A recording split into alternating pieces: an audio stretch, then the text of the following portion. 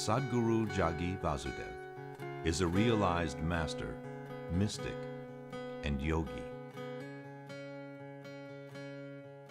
He has shown the way for people to attain to their natural joy and to live life with experience from one's own inner nature. His presence is filled with grace and compassion. Sadhguru's scientific approach towards spirituality and work towards the upliftment of humanity have received accolades worldwide. The words that come from him in intensity and utmost clarity, from his deep understanding and wisdom, can change the very core of the being. Belonging to no particular tradition, Sadhguru incorporates what is most valid for the modern person from the spiritual sciences. His work, an outpouring of his blissfulness, finds expression in the form of a ceaseless offering to help all beings. Available to all who are willing, Sadhguru's life is an invitation to the divine through individual transformation.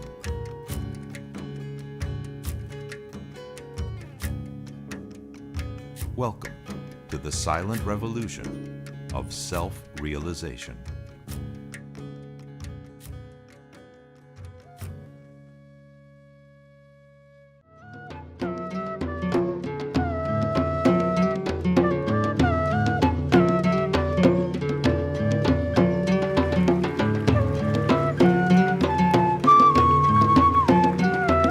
It is a great pleasure to have in our midst Sadhguru Jagi Vasudev Ji, who has emerged in the last few years as one of the foremost propounders of yoga and meditation in the country. I had the great pleasure of visiting the Isha Foundation near Coimbatore and the unique Dhyana Lingam that Sadhguru Ji has built there. It is really a one-of-a-kind temple anywhere in India.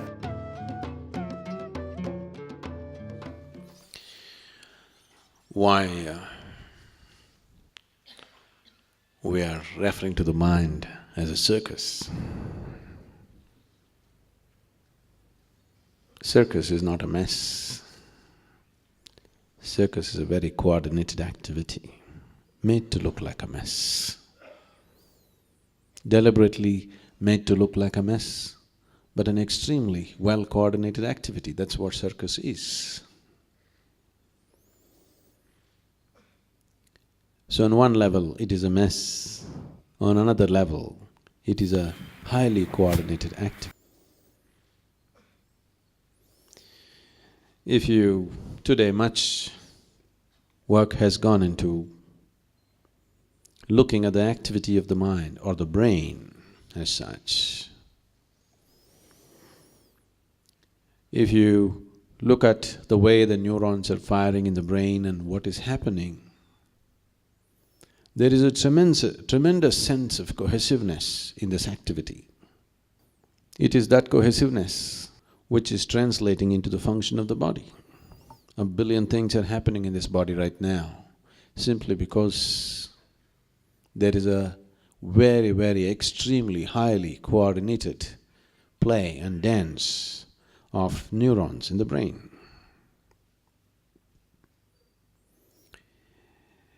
But mind as an experience for people, in most people's experience, unfortunately, it's become a mess. So it's a circus. Both the aspects of the circus are there. Even the clown in the circus is a gymnast, hugely coordinated, but he's made to look like a clown. So the outer expression may be that of a clown, but he's hugely talented and balanced in his activity. That is the experience of most people when it comes to their mental activity. So what is the possibility of this circus? How the circus can take you to great heights how this circus can also render you to the depths of hell within yourself. Both are possible.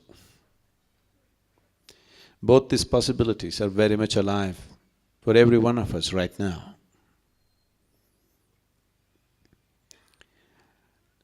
So how we conduct this circus is a whole thing.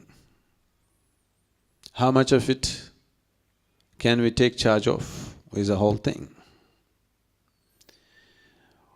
Why is it that mind, which is the most miraculous instrument, which is the most miraculous possibility in our life, has also become a misery manufacturing machine on this planet? Every kind of misery that human beings are going through is manufactured in their mind. Why is it for one person, mind seems to be a pleasant experience, and for another person, mind seems to be a torture? Unable to bear the mental torture, people have invented various kinds of deviations, various kinds of perversions on this planet just to somehow deal with the mess of the mind. And these perversions might have given them temporary relief, but after some time, it again multiplies the mess, it doesn't really take it away. The moment your intellect, let's differentiate between these two. Intellect is like a scalpel which is constantly cutting through everything. Your ability to discriminate between one thing and the other is purely because of your intellect. You can make a distinction between me and this seat only because your intellect is functioning. You know that you must come through the door, not through the wall, only because your intellect is functioning. Without the activity of the intellect, you cannot discriminate. So the basic process of discrimination, setting things apart, is happening because of the intellect. So this is like a scalpel which is cutting everything to give you some sense of perception. If a knife has to cut through anything effortlessly and well, it's extremely important that whatever that it cuts through does not stick to it. You cut a cake today, somebody said it's their birthday today, happy birthday to her. You cut a cake today, tomorrow you cut bread, day after tomorrow you cut something else. If all of it, the residue of it goes on sticking to this knife, after some time, this knife becomes a useless knife. Whatever you cut, I think some of you in your kitchens you must have experienced the ladies, you cut onions with this knife. After that you go and cut mangoes, you go and cut apples, everything tastes like onion. Isn't it so? Because the residue of what you cut through, once it sticks to the knife, now that knife in many ways becomes more of a nuisance than of help. Or in other words, once your intellect gets identified with something or the other, after that, your intellect gets chained with identifications. Once this happens, you have a completely distorted experience of the mind. Your mind, that which should have been a ladder to the divine, unfortunately has become a stairway to hell.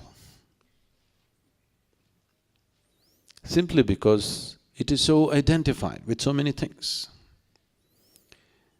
People keep telling me this, Sadhguru, for you, the biggest thing in your life just happened unasked. Maybe you're chosen. How will it happen to us? It is not a question of anybody's choosing anything for you. It is just that if you keep your intellect unidentified with anything, starting from your body, if you do not even identify yourself with a body, that if you do not look at yourself not even as a man or a woman, your family, your qualifications, your society, your caste, creed, community, nation, whatever, a million other identifications that you take on in your life. If you do not identify your intellect or if you do not encumber your intellect with any of these identifications, every human being will naturally lead himself on to his ultimate nature. There is no other way. When we started the home school, the first questions that came up is this going to be a spiritual school? Are you going to teach them spirituality? I said, that's one thing we won't do. So if children are brought up without any sense of identity, you will see every human being will naturally lead himself towards his enlightenment. So the circus of the mind, if you have to experience it as a miraculous, coordinated activity rather than as a mess, the most important and crucial thing is your intellect is not identified. Because once it's identified, your perception is so distorted, and this distortion permeates into every aspect of your life. You definitely have heard of Akbar and Birbal. When Akbar was an infant, his mother died. Or because she was a queen, they got another woman to breastfeed Akbar. And obviously that woman had a son. Then Akbar grew up into a great emperor. Because this woman had breastfed the emperor, they had given a whole village to her. And that boy also grew up into a man, but not much of a man. And he wasted and squandered the opportunity. He owned the whole village, but he wasted it and squandered it and lost it. And he was going through bad times. So one day, he thought, anyway, my mother has breastfed the emperor, so he owes something to me. In a way, I'm his brother. If I go and ask him something, he cannot refuse. With this idea, he came to Akbar. When he came, Akbar treated him with great respect, welcomed him in his court, honored him, introduced him to everyone as his brother, because both of them have drunk the milk of the same mother. And he stayed as a guest, attended many meetings which he could not understand the head or tail of. He was totally out of place. But Akbar took him around well-dressed, like his brother. After being there for a few weeks, he thought, my misfortune is only because I don't have good people around me. See, Akbar has such wonderful people. Above all, he has Birbal. That's why he's doing so well. If only I also had someone like Birbal around me, I would also become a great man. He expressed this to Akbar. He said, you have Birbal and you have become so great. If I could also have someone like Birbal, you have so many people, you can give Birbal to me. Now, this boy is a few days older to Akbar, and Akbar treated him as an elder brother. When his elder brother requests, give something to me, I'm in bad times, he could not refuse. So Akbar said, you can take Birbal. When Birbal came that evening, Akbar announced in the court, Birbal is leaving with my brother, my elder brother, tomorrow morning. Birbal looked at this situation that he has to go with this fool to the village And Birbal immediately said, "Oh, Your Majesty, your elder brother definitely needs wise company, but I have a better idea. I can send my elder brother with him." "Is that okay?" they asked. So that man looked at this, if Birbal is so wonderful, his elder brother must be even more wonderful. He said, "That's fine with me, I'll take Birbal's elder brother. He must be even better." So Akbar also was relieved because though he wanted to be generous to his brother, he did not want to lose Birbal. He was also relieved. So next day morning, in the court, grand send-off is being organized. Birbal came into the court with a bull on the tow. Akbar said, "What is this?" Birbal said, "This is my brother. We drank the milk of the same mother."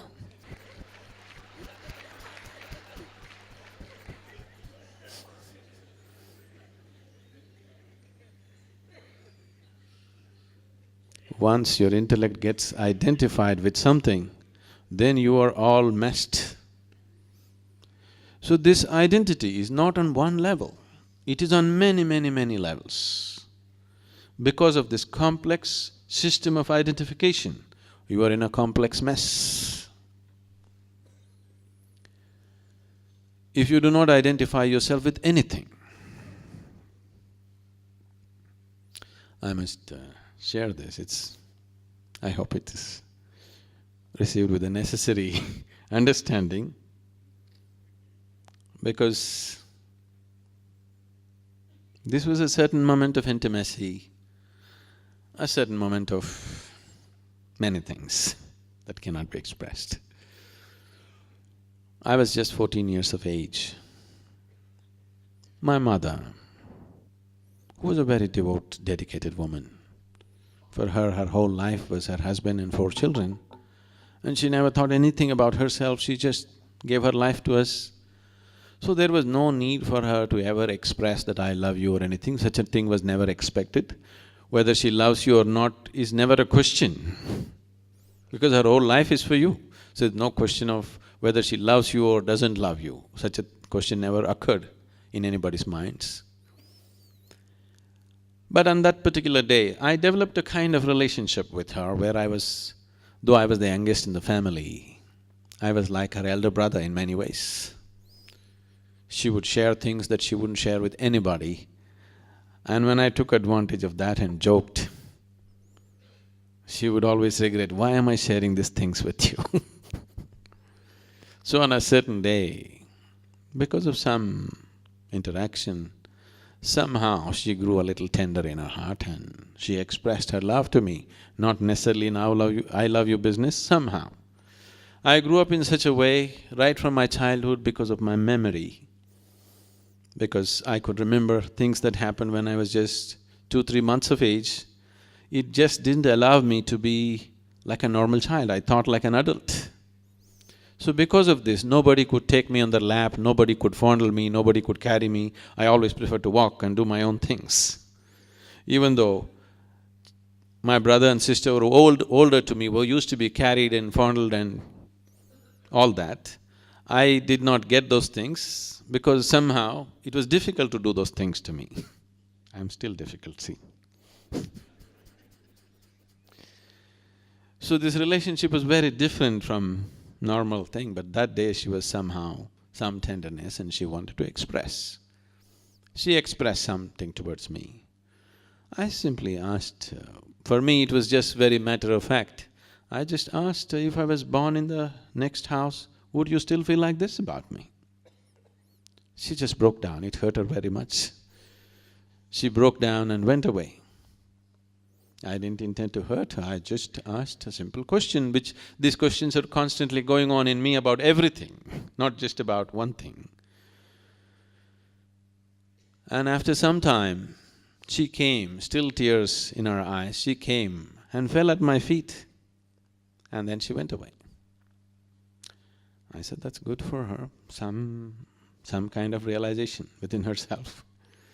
Why I'm saying this is, our ways of thinking and feeling are so deeply identified with things we are associated with. Our body, our parentage, our children, our wife, our husband, our home. Not just that, with just about anything, isn't it? With just anything and anything.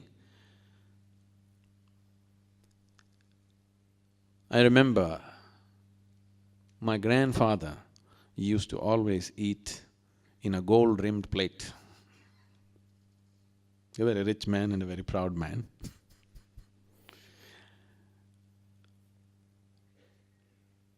If at any time for some reason, even when he travels, another traveling gold plate has to travel with him, suppose that plate is not there, he just won't eat. He cannot eat. The same damn food. What is the problem? Whether you eat in a gold plate or a steel plate, okay, you want to do things in style, it's okay. But the identification with something as simple as that is so deep that if he eats on another plate, he will become sick, his stomach will be disturbed. Your identifications are so very deep with big things and small things. Once you're identified like this, your mind is a mess of a circus. It will never raise to any great peak or pitch, it will be just a mess. Once you're very deeply identified, it is better not to insult the circus by calling your mind a circus. It's more a mental diarrhea. Non-stop, it is just going on endlessly.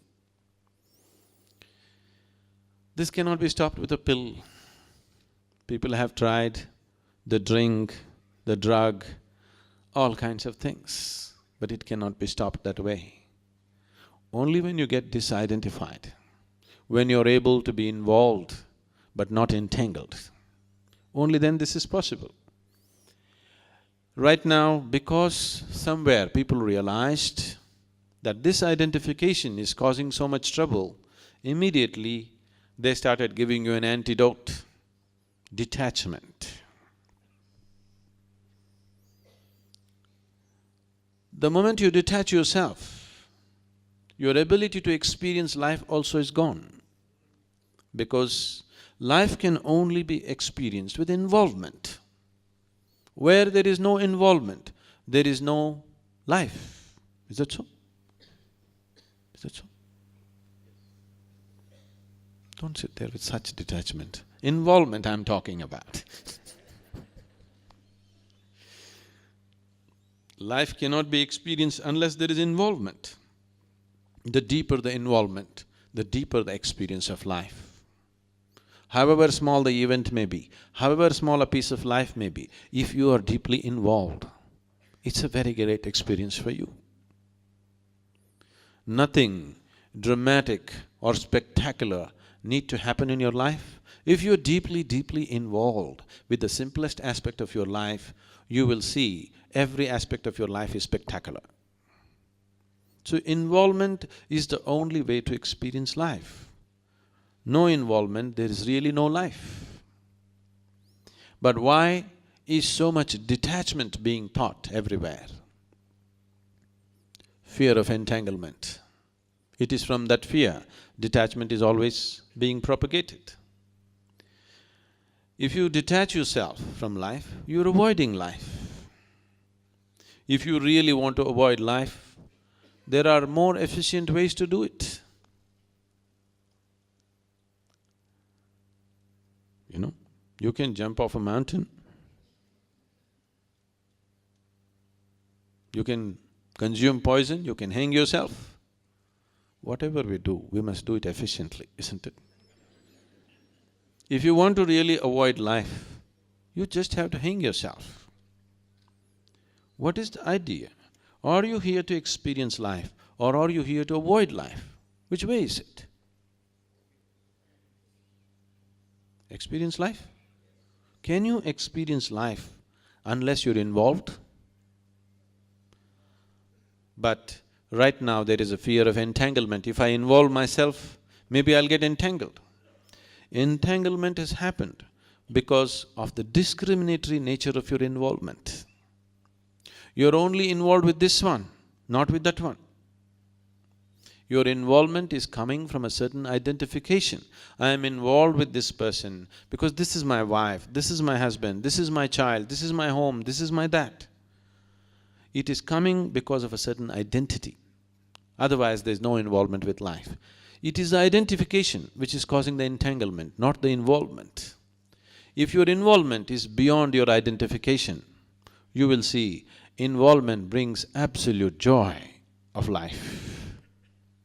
If your involvement was indiscriminate, you were simply involved with every life around you just the same way. The very air that you breathe, the very land that you're standing on, if you are deeply involved, you will see involvement enhances life in a tremendous way. If life is not enhanced within you, all the higher possibilities of life also will never happen to you. In the process of becoming spiritual or trying to be spiritual, lot of people have become like goats. I don't want to insult goats. Because if you practice how not to be involved with life, then slowly you will become more and more lifeless, less of life as days go by. Too much of mind, very little of life.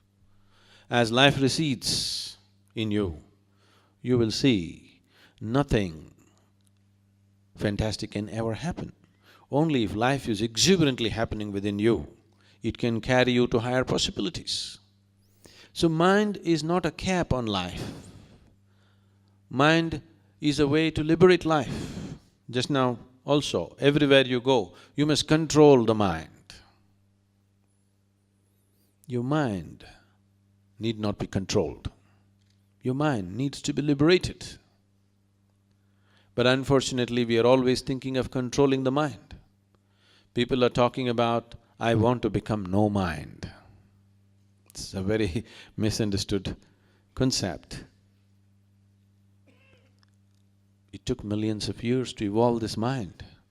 Why do you want to become no mind now?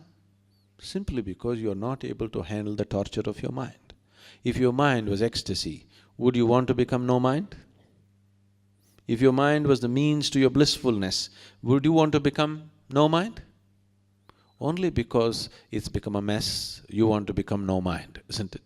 Only because you're seeing it as a barrier, not as a stepping stone, you want to become a no mind.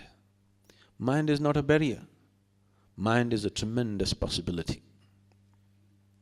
It is because without addressing and understanding the fundamental nature of the mind, we are trying to go about handling it, this problem has happened.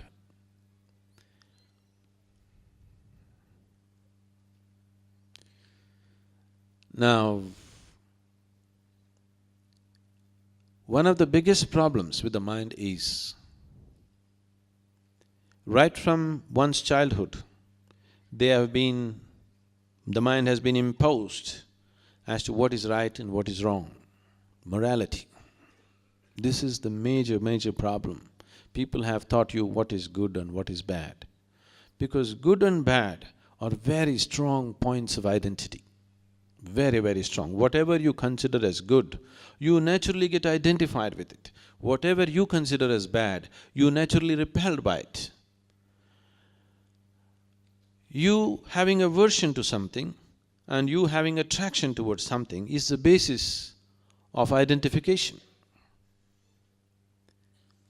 Whatever you are averse to it dominates your mind. Now this is the nature of your mind. If you say, I do not want something, only that happens.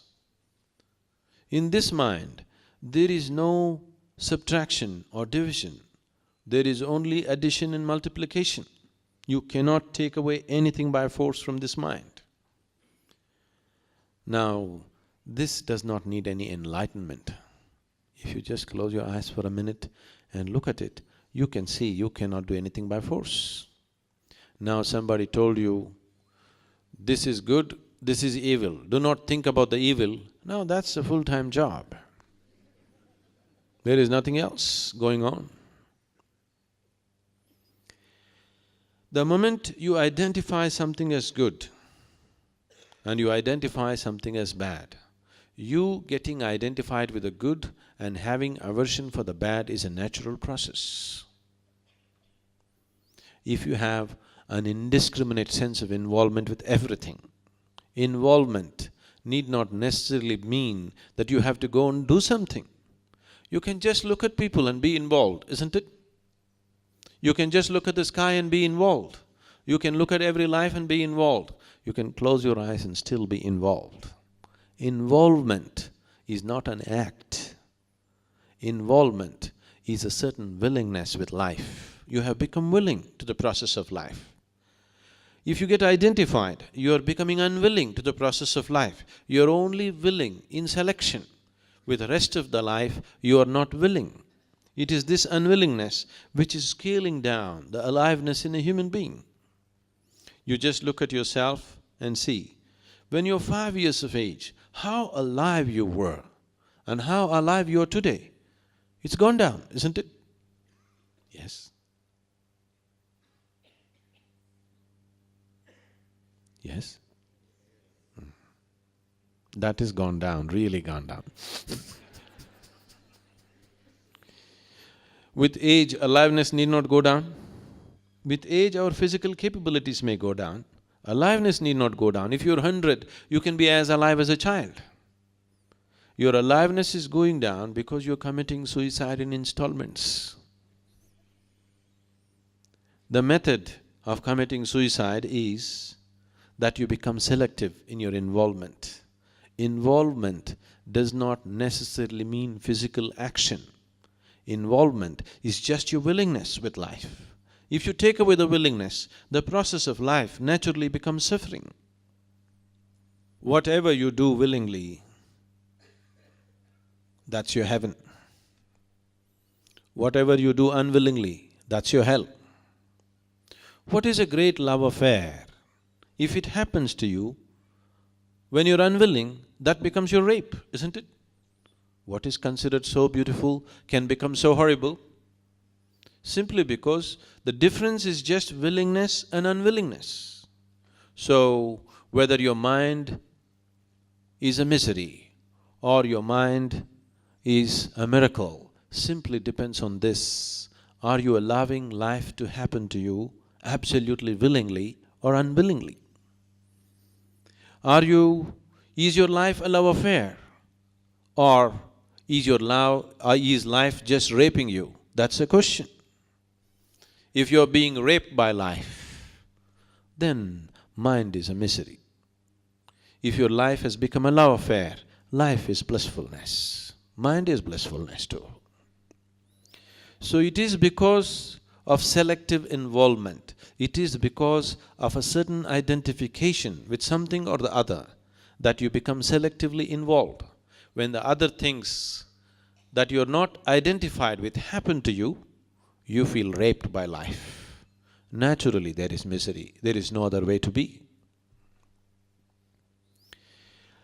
So if this circus of the mind has to become a symphony, if it has to raise to its crescendo, one of the foremost things is, suppose in the circus you have seen the trapeze artists. The trapeze bars and the trapeze ropes are always tied in such a way, only if they go full swing, they get to reach each other. If they're little unwilling or any one of them is unwilling, circus will collapse, isn't it? They must go all out, all out, all out. Otherwise, it cannot happen in a beautiful way. That is so with you. Are you going all out with life? If you're going all out, that itself will settle the mind. You are going with indiscriminate involvement with life, with everything, absolutely involved. With what passion you look at your lover or your child, with the same passion You look at the sky, with the same passion you look at the tree, with the same passion you look at the earth, with the same passion you look at anything. If you have the same passion and involvement with every aspect of your life, mind is not a misery, it is a beautiful circus. Circus is a symphony of actions, isn't it? Tremendously coordinated, but it can become an absolute mess if that coordination is lost, if the trapeze artists are not willing to swing all the way. They want to be safe, so they will go only half the way. Now there is no circus, it's finished. So we did not say circus is a negative thing. Circus is a hugely coordinated symphony of actions. And that is how the brain is functioning. The accumulated mass of information, which generally we refer to as the mind and its activity, is all coming from that accumulated information. This information has a basis beyond your birth. We will not go into that, let's talk about that which is in your experience. From the moment you are born to this moment, everything that you have seen, everything that you have heard, everything that you have smelt, everything that you tasted and everything that you touched, everything that you perceived through these five sense organs is recorded in your mind. Whether you recorded this, whether it happened in wakefulness or sleep, it is still recorded. This can be very easily done to you. You are fast asleep, and I will say something to you. If we can do certain processes, you will see what you heard in sleep is still there, you can very easily repeat it. In hypnotized conditions, these things have been done as experiments, but in yogic systems we have always been aware of it. In India, we have been aware of this, you have heard many stories about this. We always thought the best time to put in the best input into a human being is when he is in the mother's womb. So elaborate care was taken about how a pregnant woman should be, in what kind of atmosphere she should be, under what kind of influence she should come, what kind of influence she should not come. She was not even allowed to meet certain people. Only those people who are most loving and wise and intelligent were allowed to meet her. Any kind of negative emotions, any kind of negative situations, she was not exposed to, because that is a time you can teach. The child is in deep sleep, just forming. Because there is such a sense of deep sleep, it's very easy to teach. Now when you're awake, there are any number of distractions. You're listening to me, but you're aware of the body. You're scratching your body, you're looking around, you're doing this, you're doing that. When you're in sleep, all these things are absent. Your absorption is absolute. So everything that you have heard, seen, smelt, tasted and touched, wakefulness or sleep, is recorded. This information is there. Now, how harmoniously we use this information is the effectiveness of the mind, or how much of a mess this information has become is the ineffectiveness or the mess of the mind. To organize this, people have done various things. All kinds of methods and exercises are being brought about in the world. Yes, there are many ways to make minor corrections and make yourself little more effective than before. But if you really want to unleash the mind, not control the mind, if you truly want to unleash the power of the mind, the fundamental thing is your intellect should not be identified with anything. Then your perception comes to such clarity, then mind naturally organizes itself. Nobody has to organize the mind. It is very well organized, naturally it is organized. Only because the perception is so distorted, its function and its outcome also is distorted.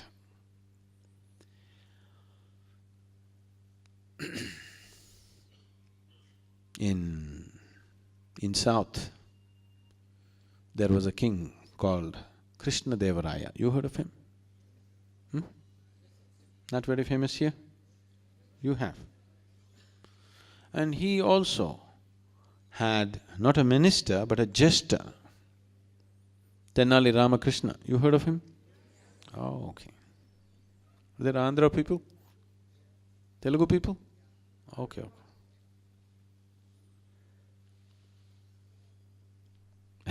Tenali నుంచి వచ్చినారా? లేదు. Okay. Recently in United States, I met a doctor whose second name is Tenali. I was immediately excited about this. I thought, you are from Tenali? I asked. He said, yes, my village is Tenali. Then I was joking to him about Ramakrishna, but the unfortunate thing was he had never heard about Tenali Ramakrishna, and he did not know that he came from his village. Maybe he went to United States too early.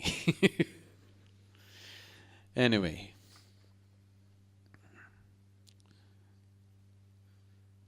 one day Krishna Dev Raya was having a haircut. The royal barber was giving him a haircut. He was civilized, not…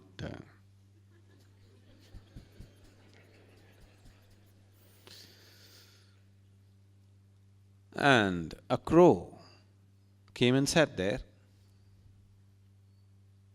and started doing its usual kaka. The barber stopped the haircut with arresting attention, just started listening to the crow. Krishna Dev Raya looked at him and said, "What is this? What are you listening to the crow? As if you can understand what the crow is saying." He said, "Wait, Your Majesty, wait, he has a message." And very carefully heard it for a long time and then shook his head. Krishna Dev Raya became very curious. "What is this? You understand the crows?" "Yes." "What is he saying?" "Your Majesty, this crow has come as a messenger of your forefathers from heaven. And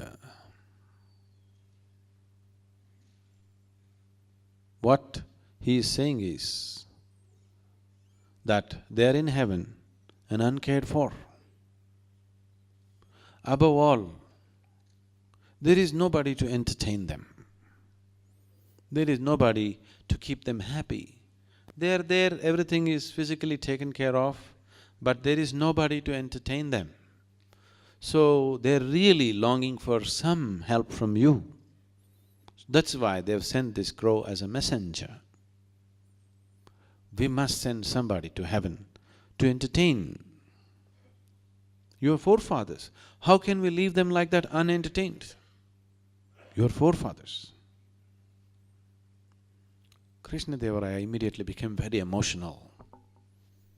My forefathers are bored and suffering because of lack of attention and entertainment? I must send the best entertainment. So let's see who is the best dancer, who is the best musician, who is the best whatever, all this.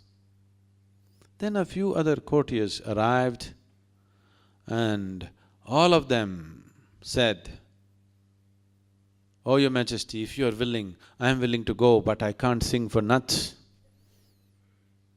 But if you want me to go and serve your forefathers, I will go to heaven and serve right now." Like this they built it up. But then they said, "No, for your forefathers, we must send the best of the best." How can we send? A musician, how long can he entertain you? If you hear him for 2 days, you finish with him. If you send a dancer, how long? If you see him for a few days, you finish with him. We must send somebody who can keep them continuously entertained. Who better than Tenali Ramakrishna? He can keep your forefathers forever entertained because he is so ingenious. He is the best guy. Krishna Deva Raya also agreed, there is nobody like Tenali Ramakrishna. He is the best entertainment. I wouldn't like to part with him, but my forefathers… He was in emotion. He said, "Yes, we will send Tenali Ramakrishna." Then Tenali Ramakrishna was called and he heard the story as to how he should go to heaven to serve the forefathers. Immediately he took on the act. "Oh, Your Majesty, I'm more than willing. This is such a honor, I'm going. I also know this whole thing, how to go." The barber had also received instructions as to how to send a man to heaven. The crow instructed how to send a man to heaven. They said, "You must make the man sitting facing south, and then you must get lot of sandalwood, camphor and ghee. The heap should raise well above an elephant, a full-grown elephant, and it should be only sandalwood, pure ghee and camphor. And keep the man inside, build this whole heap and then set fire to it. As it goes, this fire should burn for a minimum of 3 days, and then the man will evaporate and go to heaven and serve the forefathers." Tenali Ramakrishna said, "This is the correct method, this is the best way. I will go and serve your forefathers. It is just that, let me make the preparation. I want to purify my body and my mind and everything before I go there. I want to take off all the doshas in me. Give me just 30 days' time." A grand site was prepared, a huge thing going on. Tenali Ramakrishna personally went and supervised the whole process. And he only set up this whole thing with his trusted labor. He created the whole site the way he wants it. Krishna-Deva-Raya was moved with Tenali Ramakrishna's dedication towards his forefathers that he is willing to go to heaven. The day came and Tenali Ramakrishna went into a haystack first, and then over that this whole hill of wood and ghee and camphor was built, and then set fire. 3 days it was kept burning. After 3 days, nothing but ashes were there. Tenali Ramakrishna disappeared. Many months passed. Krishna-Deva-Raya wondered what is happening to his forefathers, because the damn crow did not come again and tell what is happening. Every day when the crows came, he asked the barber, "What are they saying? What are they saying?"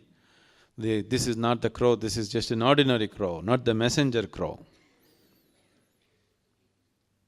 After 8 months, one day, when Krishna-Deva-Raya was in the full assembly of the court, Tenali Rama arrived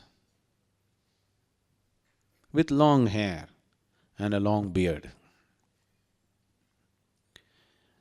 And he bowed down to Krishna-Deva-Raya, and Krishna-Deva-Raya was overjoyed that Tenali Rama has come back from heaven.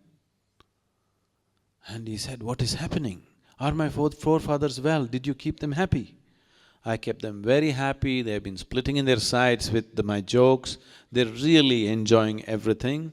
It is just that they have one problem, Your Majesty." "What is that?" He said, "There are no barbers in heaven. Look at me. Even I couldn't have a shave. And your forefathers, for so many years, they're tripping on their own beards. It's become really difficult that they're carrying long beards around their neck, and they're really having a problem. They need a good barber. We must send the best barber." Of course, the best one is the royal one. Krishna-Deva-Raya immediately said, "I will send my personal barber." The barber quaked. Then he came and fell at Krishna-Deva-Raya's feet and admitted, "I did this horrible thing." Why I'm saying this to you is, once you're identified with something, your perception gets so distorted. From the day you are born, to increase your identity with your family, your parents have been campaigning, how you belong to them and what. To increase your loyalty to your community and caste and creed and religion, other people have been campaigning. To increase your loyalty and you're even willing to die for your country, some other people are campaigning. On different levels, people are constantly campaigning to ensure that you're deeply, deeply identified with something so that you will serve those purposes. Nobody wants you to be a liberated human being because they're afraid of freedom. They believe that if one is free, he may do irresponsible things. Only because one is not free, he does irresponsible things. If one is truly free, why will he do anything irresponsible? Why will he do anything harmful? He is not free in his mind, that is why he does desperate things, isn't it? He is too identified with himself and nothing else, so he can harm somebody else. If he is not even identified with this one, there is no harm coming out of such a human being. It cannot come out of him. So because of these campaigns, you get so identified and everything gets distorted. We can run a campaign to make you believe just about anything, I want you to know this. If we campaign hard enough, we can make you worship anything, we can make you hate anything, we can make you love anything, we can make you give up your life for anything. It is just that we have to work on your identification. How strong is your identity? That is how much you go, isn't it? Once your intellect is identified, mind is no more a harmonious circus, it's a mess of a circus. The whole system of yoga, the technology of yoga is only towards this. Right now, what we are offering as inner engineering is fundamentally just this. It's not a teaching, it is not a philosophy, it is not an ideology or a belief system or a religion. It is just a technology to create a distinction. If you go into these processes, what they're doing to you is just this. If you sit here, your physical body is here. What you call as your mind is out here. What is you is away from this. Once this little space between you and the activity of the mind, between you and the activity of the body arises within you, now mind is no more a mess. It is a great symphony, it is a tremendous possibility, it can take you to great heights. If this distinction is not there, it is this distinction which unfortunately got misinterpreted as non-attachment or detachment. Yes, you must detach yourself from your body experientially, not detaching yourself from family or people or whatever else from life around you. That's very easy. When they become inconvenient, you can detach yourself. Then a divorce is a detachment, isn't it? A divorce is not a detachment. Detachment means that you have disentangled yourself from the process that you call as body, from the process that you call as mind, because both these things are an accumulation from outside. This body, how did you gather this? Breakfast, lunch, dinner, breakfast, lunch, dinner, breakfast, lunch, dinner and snack. How did you accumulate the mind? All the impressions that you received through the five sense organs became the mind. So these two accumulations, if you have to gather so much accumulation, naturally there must be something more fundamental than that within you, or what you call as yourself, should be something little more than the accumulation that you gathered. So once this distinction arises within you, once you liberate your mind from being identified with anything, then mind is a miracle. Mind is a spectacular circus, not a mess. If you have questions, please. Sadhguru, what is the process for identification? Now, whatever is generally being referred to as a spiritual process, let's understand what that is.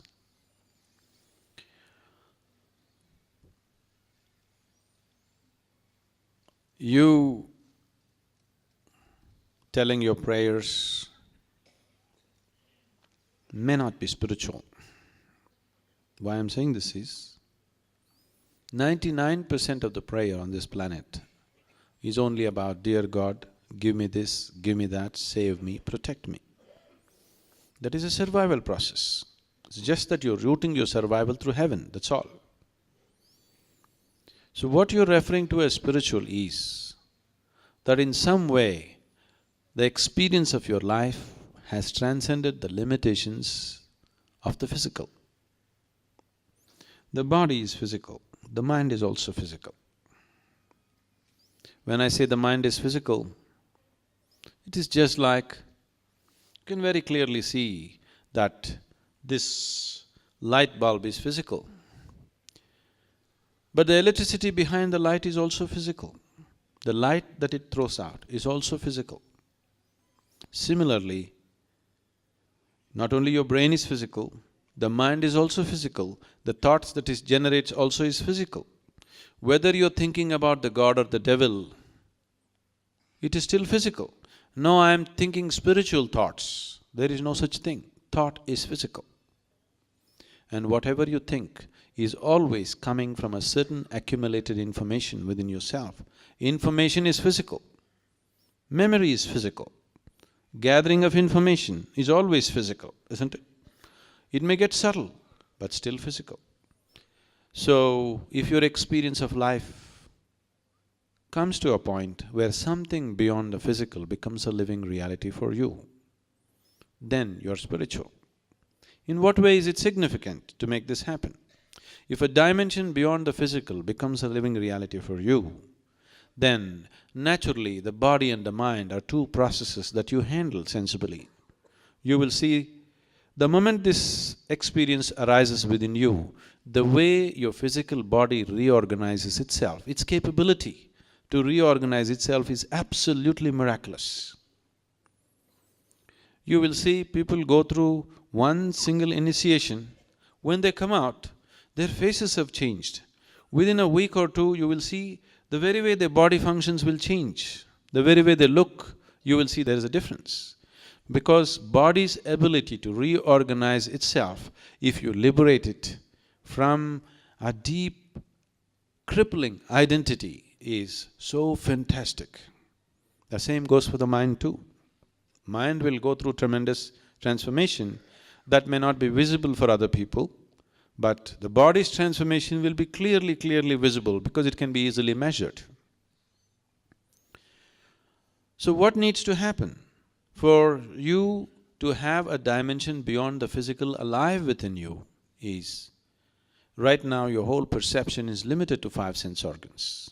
5 sense organs in the very nature of things can perceive only that which is physical, is it so? You can see, hear, smell, taste and touch only that which is physical. That which is beyond the physical cannot be perceived by sense perception. So if your senses or if your perception raises beyond the sense perception, then that which is beyond the physical becomes a living reality for you. Why is it that it is not on in everybody? Why is it so?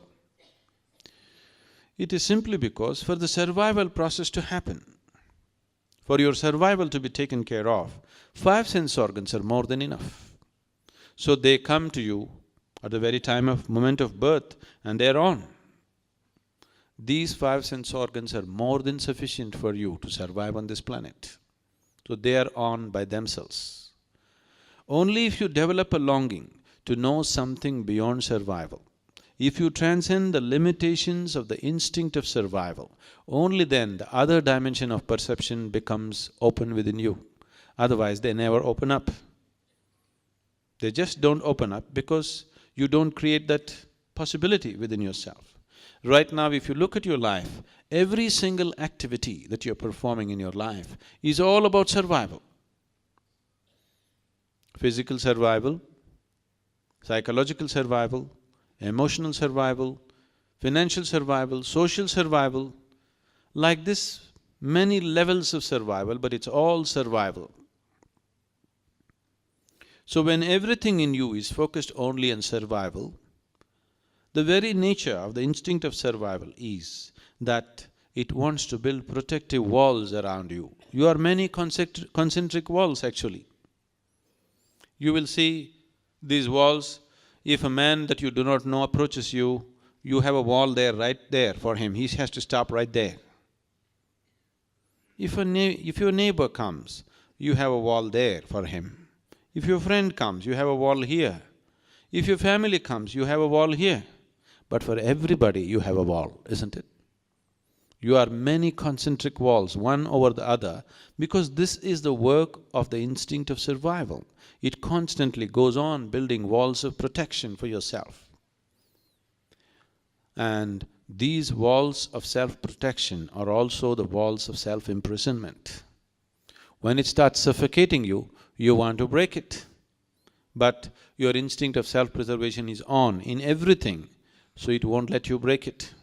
So, unnecessarily, life goes through a totally unnecessary turmoil. Because your identification is so strong with the physical body, there is a confusion between the two. The only thing that needs to be preserved in you is your physical body. Everything can be trampled down right now and rebuilt the next moment, isn't it so? No, you won't allow it. Your thoughts, your ideas, your emotions, your personality, if you are willing, we can just demolish it right now, this moment, and rebuild it the next moment. But no, if I step on your foot and say…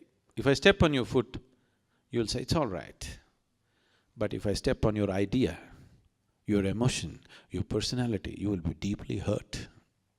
That is your problem right now. The instinct of self-preservation has extended itself beyond its realm. Instinct of self-preservation is only with the physical body. Rest of it should be wide open to everything. But because of a strong identification with the body, you have made your personality also like a body, the mental activity also like a body, the thought structure also like a body, emotion also like a body. It is an emotional body, a mental body you have, and it hurts more than the physical body. Isn't it so? So it is because of this identification, a confusion has happened to the life within you. It is not clear-cut. Now your intellect cannot function in a sane manner. It cannot cut through and show you life just the way it is. It is distorting everything.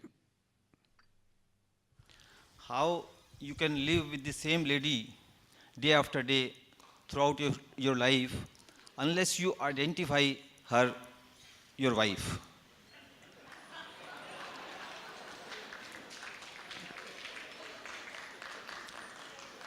And my second question is… No, we'll handle one at a time.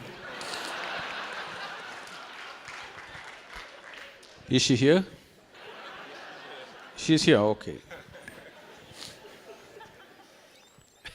Recently, I was in a place where a Jewish rabbi was speaking. This rabbi is from Denmark and he was talking about some other rabbi, I don't remember the name, a very wise one who said this to someone. A man went to this rabbi and asked him, I love my wife very much, but when I walk on the street, every woman that I see, I want to do something to her. What shall I do? The wise rabbi looked at him and said, son, it doesn't matter where you work up your appetite as long as you go home and eat.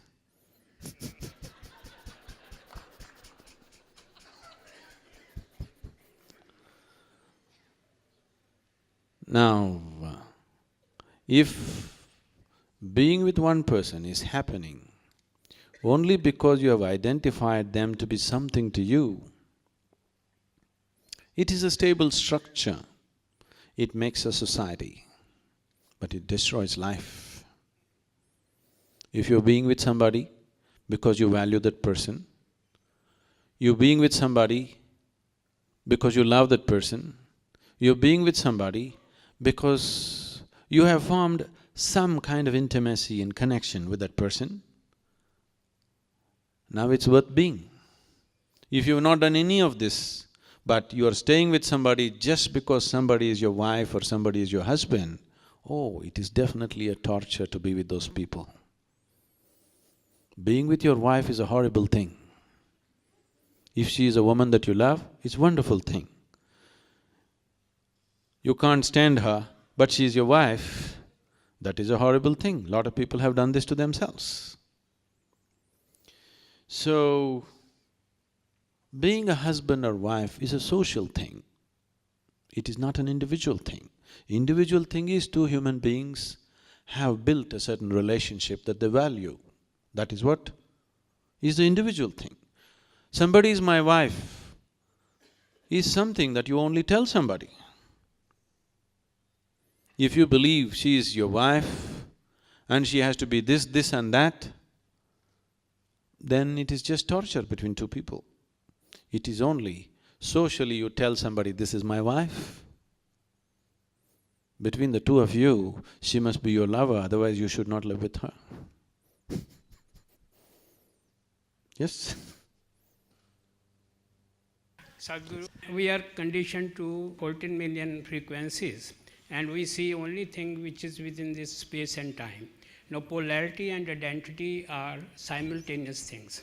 You say get rid of all duality and we get rid of identity, which is physically not possible.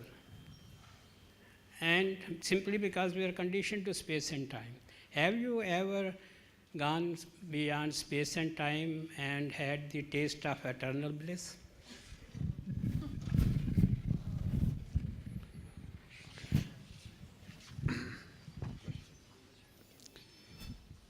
Now, both space and time is a creation of your conscious mind. If you transcend the limitations of your conscious mind, there is no such thing as space and time. Modern physics is also working its way towards this direction. They're talking about 11 different dimensions in the same space. Yoga has always talked about 21 different dimensions in the same space.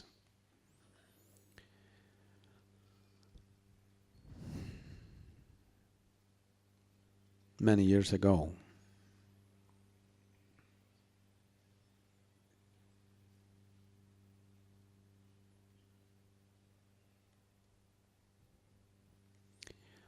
on a certain afternoon, till then I managed my time and space very well. On a certain afternoon, I happened to be sitting on a small hillock which I was involved with, which I loved, which I knew very intimately. Till that moment, I always thought this is me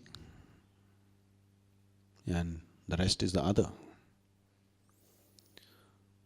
I handled the other quite well, but still this was me and that was the other. Suddenly I burst forth into an experience. I did not know which is me and which is not me. What was me was all over the place. The very rock that I was sitting on, the very air that I breathe, the atmosphere around me, everything became me. That doesn't make logical sense. Because if you want to make any kind of logical sense, you need two. Without two, there is no logic. And suddenly there was no two, it was all me. Everything was just me. I thought this lasted for about 10 to 15 minutes. But when I came back to my normal senses, about 4.5 hours had passed. I was sitting there with my eyes open, fully conscious. I was not in any kind of trance or whatever. I am fully conscious. But time just flipped and I found for the first time in my adult life, tears were flowing through my eyes. Me and tears were impossible. But I've always been peaceful and happy, that's never been an issue. But here my shirt is wet with tears and I'm bursting with a completely different kind of ecstasy, which is just the body cannot contain. When I really shake myself to my normal senses and try to understand what is happening to me, The only thing that my mind could say was, maybe I'm losing my balance, maybe I'm just going off. But it is so beautiful, I don't want to lose it for a moment. The next time this happened to me, I was sitting with my family at the dinner table. Actually, it was, in my experience, just 2 minutes. It was only 2 minutes, but 7 hours had passed. This started happening, and one day I just sat down and I thought it's maybe 20–25 minutes, but 13 days had passed. I was sitting right there, eyes open, fully conscious. It never occurred to me that I should eat or sleep or anything. I sat in one place for 13 days, not with any effort, not with any intention, not with any attitude towards attainment or anything. I simply sat down and looked around. 13 days were passed. So time and space is very much the creation of your logical mind. Once you transcend that, there is no time and space. And you don't even have to cross time and space to be blissful. Blissfulness will happen to you in so many ways. Right now, I think there are lots of people here who are practicing Shambhavi Mahamudra. You sit down in the morning, 21 minutes, you become totally blissful, drunk, but fully aware. Look into my eyes and see I'm stoned all the time, but fully conscious. This moment if I want I can flip, or this moment if I want I can be alert and conduct the situation the way I want. And if you were aware of the culture, as Sri Karan Singh was mentioning, Shiva is known as the Adi Yogi. He was inebriated all the time, he was drunk. At the same time, he's a perfect ascetic, sitting there in absolute meditation and drunk at the same time. This is what it means. And this is how all of us should be, absolutely inebriated but perfectly stable within ourselves. Now, the need for seeking something from outside will completely disappear.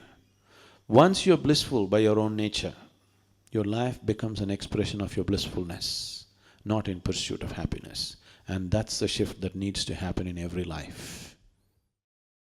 You are my perfect mirror, you show me what I'm not. In the endless pit of what once was me, layer and layer you peel off me.